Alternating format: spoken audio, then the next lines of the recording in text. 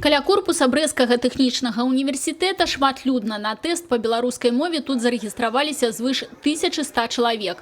У пераважнай большасці бачна, што настрой пазітыўны, але і хваляванне не на апошнім месцы. Настроение так вроде бы хорошо. Так немного волнуюсь, да. А на что больше рассчитываете? На знания, на удачу? Скорее всего, на удачу, чем на знание. На знание и удача тоже присутствует. Тут двуликое такое состояние.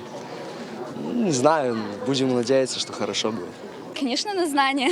Удача не всегда может помочь. Знание, только знание. Дочь у меня 11 класс закончила и сюда приехала сдавать дистанционное тестирование. Очень волнуюсь. Она не так волнуется, как волнуюсь я. Чтобы все получилось, чтобы удача немножечко ей тоже сопутствовала, потому что девочка хорошая, знает много, но в этом деле необходимо, конечно же, и чуть-чуть удачи. У Брэсцкай вобласці свае веды па роднай мове правяраюць звыш 6000 чалавек. Самы ж папулярны прадмет у абітурыентаў традыцыйна руская мова. Ужо 14 чэрвеня яе будуць здаваць больш за 11,5 тысяч чалавек.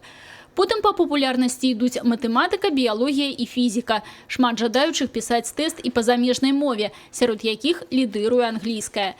Менш за ўсё зарэгістраваных на іспанскую – 27 чалавек. 2 чалавекі пажадалі здаваць кітайскую мову.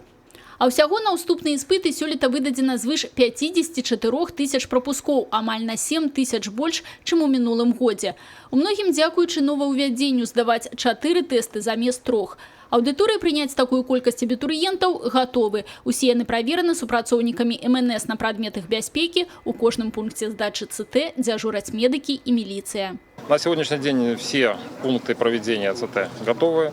Надеюсь, у нас пройдет, скажем, все отлично, на достойном уровне. Естественно, со стороны абитуриентов не будет проблем, как то, например, отсутствие паспорта, либо наличие мобильного телефона в аудитории и так далее. То есть, чтобы не было каких-то, соответственно, в общем-то, проблем уже у самих ребят, поскольку пересдать в связи с отсутствием паспорта, либо с удалением по причине мобильного телефона возможности уже не будет.